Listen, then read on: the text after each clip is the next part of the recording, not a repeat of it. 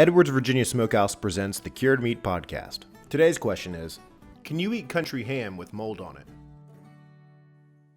What you want to try to do, you don't eat the ham that has the mold on it with the mold on it. You should typically when you get an uncooked ham, you're going to have mold on the surface.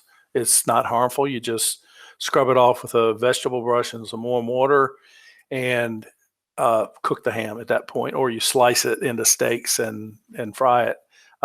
So during the aging process, it's a naturally occurring part of the process. Mold's going to grow. In previous 2 decades ago, people used to use that as a sign that the ham was aged long enough to give it the flavor profile they were looking for. If you didn't have mold on it, the ham was too young.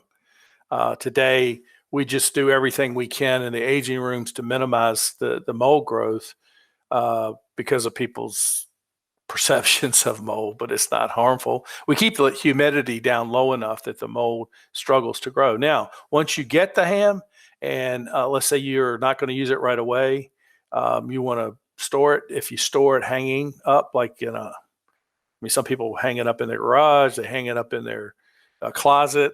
The key is to have it hang, not lay. And when I say keep for a while, keep for like a month or two longer.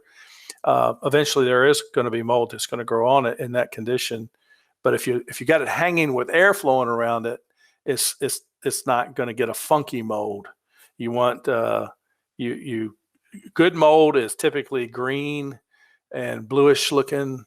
If you get one that's got black mold on it, you really want to scrub that off because that's the least favorable type of mold that you want on your product.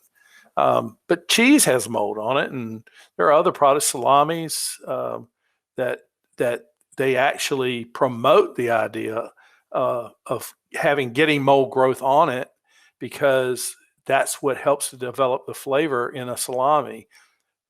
But for whatever reason, people are accepting of that.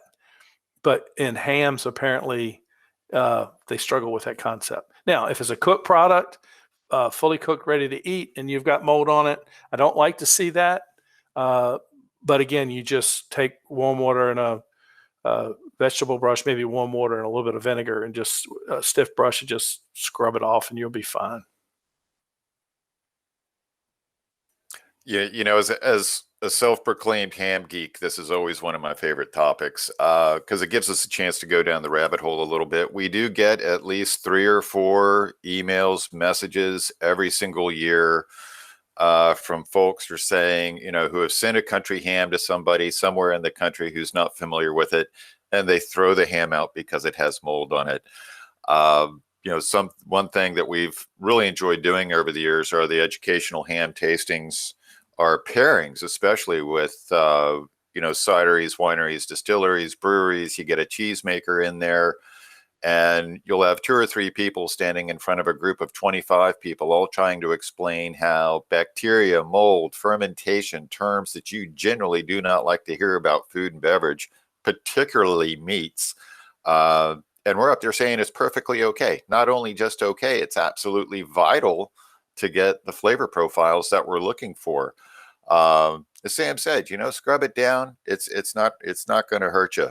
When you look at the salamis that have the white casings and the dust, you look at a brie cheese. My God, a Stilton Blue, it's laced with it. Everything having to do in any specialty craft producer, whether it's hams, cheeses, any of the distilled or fermented beverages, it's just a natural thing. Perfectly fine, perfectly safe. I wouldn't have wanted to been maybe the first test penicillin patient out there, but yeah, rest assured, little common sense prep behind it, and you'll be good to go.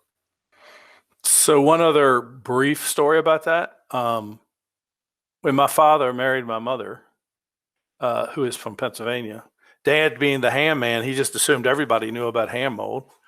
They shipped some of their prized year-old hams up to Pennsylvania to the in-laws and cousins and whatnot, and for Christmas every year for like 3 years. And my mother became concerned because, no thank you.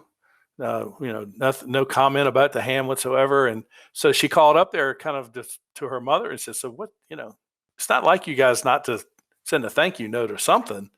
He said, well, we didn't have the heart to tell you guys it had mold on it. So we were throwing them away.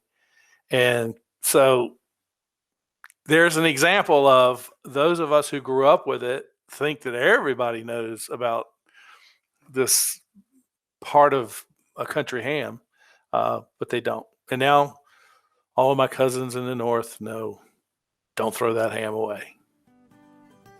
Got a cured meat question? Let us know in the comments below. Thanks for watching.